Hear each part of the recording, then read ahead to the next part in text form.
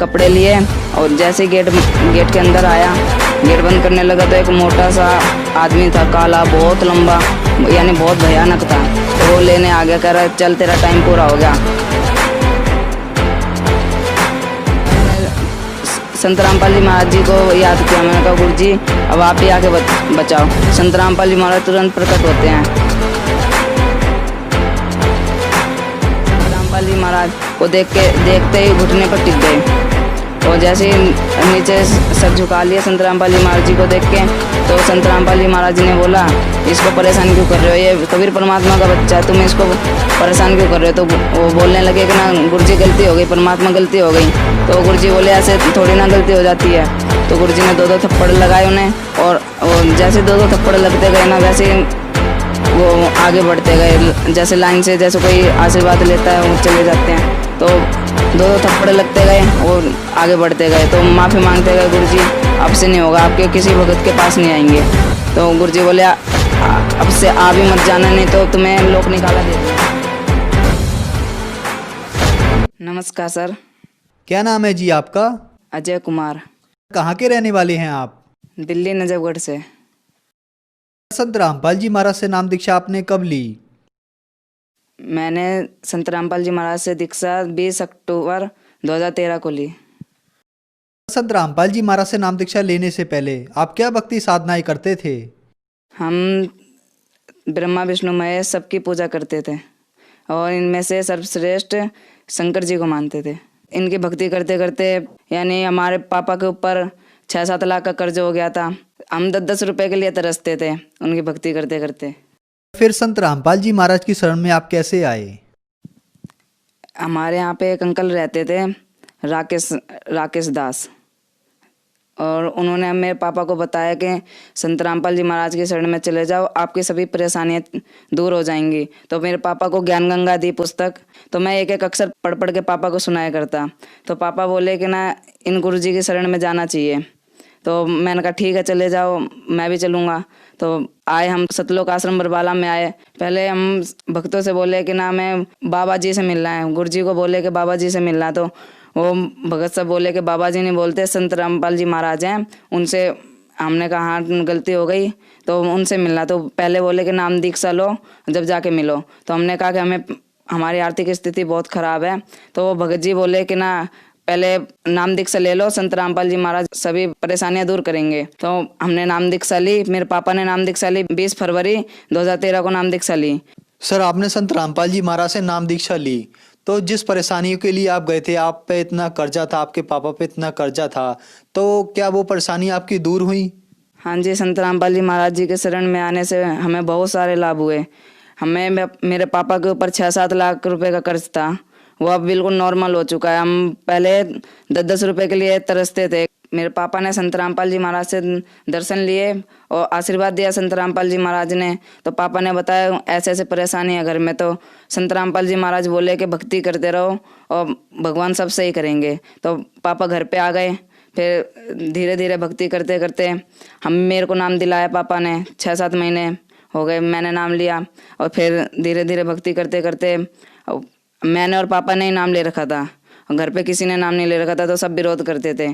तो मैं भक्ति करता रहता था। तो गुरु जी की दया से अब हमारी आर्थिक स्थिति बहुत सुधार आ चुका है। मेरे पापा गुटखा खाने लगे, नशा करने लगे, बीड़ी, यानी मेरे पापा 3-4 बंडल ऐसे पी जाते थे दिन के। गुटखे काफ़ी खा जाते, 50-60 रोज के खा जाते। तो गुटखा खाते खाते मेरे पापा को इस गाल में थोड़ी प्रॉब्लम हुई।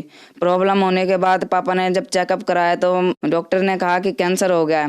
मेरे पापा से बोले डॉक्टर कि कैंसर हो गया है, अगर इसका इलाज नहीं कराया तो अब ख़त्म हो सकते हो। पापा ने बोला कि ना भगवान जो करेगा सही करेगा, हमारे पास इतने पैसे नहीं है। फिर संत रामपाल जी महाराज जी की शरण में जाने से मेरे पापा का कैंसर पूर्ण रूप से बिना किसी दवाई के व बिना किसी ऑपरेशन के मेरे पापा का कैंसर संत रामपाल जी महाराज जी की दया से ठीक हो गया। एक लाभ ये हुआ कि मैं दिल्ली में मुंडका में सतलोक आश्रम है संत रामपाल जी महाराज जी का, मैं वहाँ पे जा रहा था नजफगढ़ से। तो नजफगढ़ में नांगलो स्टैंड है, नांगलो स्टैंड में मैं झूमते हुए जा रहा था, आराम से मगन हो गए। तो वहाँ से पीछे से एकदम से बस आई, बस ने मेरे को इस हाथ में, इस वाले हाथ में टक्कर मारी। मेरे को बिल्कुल भी एहसास नहीं हुआ कि मेरे को टक्कर लग गया। गुरु जी की दया से, संत रामपाल जी महाराज जी की दया से मुझे बिल्कुल भी एहसास नहीं हुआ। मैं थोड़ा सा इधर तो हुआ, पर मुझे ऐसा नहीं लगा कि मुझे बस ने टक्कर मारी है। संत रामपाल जी महाराज जी ने मुझे बचाया। और एक बार मुझे काल लेने आ गया था, ज्योति निरंजन सेवा में था, सो रहा था। तो किसी भगत ने बोला कि ना रात के 2 बज रहे थे, तो कह रहे कि ना छत से कपड़े लिया। मैं कहा ठीक है, छत पे चला गया मैं कपड़े लेने। छत पे से जो भगत नीचे सो रहे थे वही भगत ऊपर सो रहे थे। मैं चंबित रह गया कि जो भगत नीचे सो रहे हैं वही भगत ऊपर कैसे सो रहे हैं। तो मैंने भगत जी से बोला, सच्चा भगत जी नीचे आ जाओ। तो वो भगत जी मेरे को धमकाने लग गया कि तेरे को मार देंगे, काट देंगे, पीट देंगे और तेरे को यहाँ से लेके जाएंगे हम तेरे को। मैं डरने लग गया। मैंने कहा भगत तो ऐसे बोलते नहीं है संत रामपाल जी महाराज जी के। तो मैंने कहा कोई नहीं, सोते रहो आप। मैं कपड़े लिए और जैसे ही गेट के अंदर आया, गेट बंद करने लगा, तो एक मोटा सा आदमी था, काला, बहुत लंबा, यानी बहुत भयानक था। तो वो लेने आ गया, कह रहा चल तेरा टाइम पूरा हो गया। मैं रोने लग गया। मैंने कहा कौन सा टाइम? कह रहे तूने इतने तेरे को जीना था। मैंने कहा, मैं रोने लग गया। फिर मैं अपना प्रथम मंत्र जो संत रामपाल जी महाराज जी की दया से मिला था और जो सतनाम, मैं दोनों करने लग गया। जैसे प्रथम मंत्र करा तो उसमें कुछ असर नहीं हुआ। मैंने सतनाम जैसे ही किया तो वैसे ही उसने हाथ छोड़ दिया और दूर भाग गया। तो मैं रो रहा था। तो मैंने अपने संत रामपाल जी महाराज जी को याद किया। मैंने कहा गुरु जी अब आप ही आके बचाओ। संत रामपाल जी महाराज तुरंत प्रकट होते हैं। संत रामपाल जी महाराज जी मुझे देखते हैं और बोलते हैं क्या हो गया बेटा? मैंने कहा गुरु जी देखना परेशान कर रहे हैं। तो गुरु जी बोलते हैं कि ना अपने पास बुलाते हैं, कह रहे रो मत यहाँ पे। अब मैं आ गया हूँ ना, तो गुरु जी मैं रोना चुप हो जाता हूँ। ज्योति निरंजन के यमदूत थे जो मुझे लेने आए थे, संत रामपाल जी महाराज को देखते ही घुटने पर टिक गए और जैसे नीचे सर झुका लिया संत रामपाल जी महाराज जी को देख के। तो संत रामपाल जी महाराज जी ने बोला इसको परेशान क्यों कर रहे हो? ये कबीर परमात्मा का बच्चा है, तुम इसको परेशान क्यों कर रहे हो? तो वो बोलने लगे कि ना गुरुजी गलती हो गई, परमात्मा गलती हो गई। तो गुरुजी बोले ऐसे थोड़ी ना गलती हो जाती है। तो गुरुजी ने 2-2 थप्पड़ लगाए उन्हें और जैसे 2-2 थप्पड़ लगते गए ना, वैसे वो आगे बढ़ते गए। जैसे लाइन से जैसे कोई आशीर्वाद लेता है वो चले जाते हैं।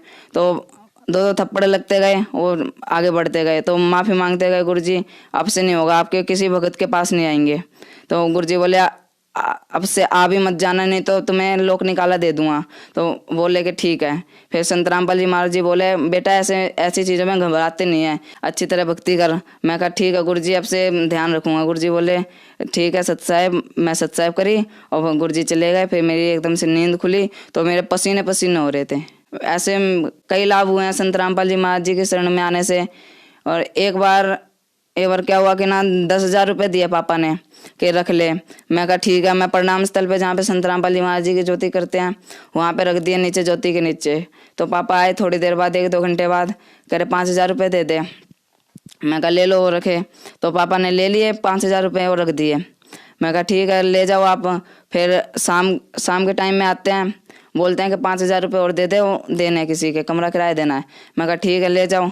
फिर जब मैं 5,000 रुपये गिनता हूँ ना तो वो उतने 10,000 के 10,000 रुपये मिलते हैं मुझे।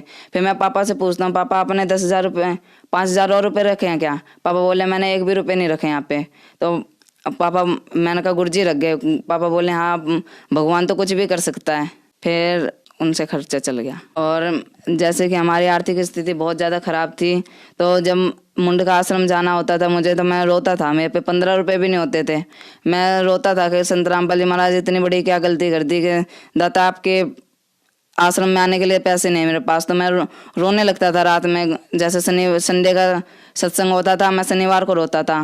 तो गुरुजी पैसे दे दो मुझे, मेरे को आना है आश्रम में। तो गुरुजी वो मैं रोते रोते सो जाता था। तो सुबह उठ के जैसे ही देखता मेरे बैग में 100 रुपये, 200 रुपये, 50 रुपये, जितना मेरे को चाहिए होता था उतना मेरे को मेरे बैग में मिल जाया करता।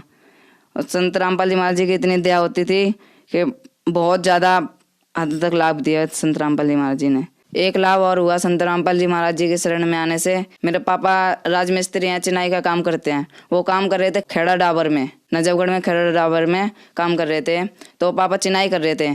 तो पता नहीं क्या हुआ, पापा नीचे थे, दीवार के 12 फुट की दीवार थी।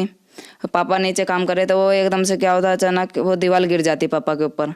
अब वो जितने भी मकान मालिक होते हैं और मिस्त्री होते हैं सब डर जाते हैं कि अब ये तो ख़त्म हो गया। तो पापा थोड़ी सीट उठाते हैं, मकान मालिक उठाते हैं थोड़ी सीट के, जल्दी जल्दी निकाल लो इसको, ये ख़त्म हो गया अब। तो जैसे थोड़ी सीट ऊपर से उठाते हैं तो पापा अपने आप खड़े हो जाते हैं। तो मालिक वो देखते हैं कि कुछ भी नहीं हुआ इसको, तो हाथ पैर चेक करते हैं उस पापा के, और बनियान खोल के देखते हैं कि कुछ भी खरोच नहीं आती। तो पापा बोलते हैं मैं संत रामपाल जी महाराज का शिष्य हूँ, पूर्ण परमात्मा का बच्चा हूँ, मेरे को कुछ नहीं हो सकता जब तक मेरा गुरुजी मेरे साथ है। ऐसे मेरे पापा को गुरुजी ने कई बार बचाया। अब हम संत रामपाल जी महाराज जी की शरण में आने से आर्थिक, शारीरिक और मानसिक रूप से सुखी हैं। अजय जी, जैसा कि आपने बताया कि आपने संत रामपाल जी महाराज से नाम दीक्षा ली, उसके बाद आपके घर में सुखों का भंडार आ गया, आपके पापा की कैंसर की बीमारी ठीक हुई, आपकी आर्थिक स्थिति ठीक हुई। तो जो लोग आज कैंसर की बीमारी से ग्रस्त हैं, उन लोगों के लिए आप क्या संदेश देना चाहते हैं? इस संदेश तो क्या, मैं प्रार्थना ही करना चाहता हूँ, जो लोग कैंसर की बीमारी से ग्रस्त हैं और जिनके घर पे हमारे जैसी स्थिति है अभी भी, वो संत रामपाल जी महाराज जी की शरण में आए और अपना कल्याण करें। अजय जी, संत रामपाल जी महाराज से नाम दीक्षा कैसे ली जा सकती है? संत रामपाल जी महाराज जी से दीक्षा आप ऐसे दे ले सकते हैं, जैसे जिस भी चैनल पे आप संत रामपाल जी महाराज जी का सत्संग प्रवचन सुन रहे हैं उसके नीचे एक पट्टी चलती है, उसमें मोबाइल नंबर आते हैं, आप उन पे कांटेक्ट करके आपके जो पास में होगा नामदान स्थल, आपको उस नामदान स्थल का नंबर दे दिया जाएगा और अपना नामदान लेकर भक्ति कर सकते हैं संत रामपाल जी महाराज से।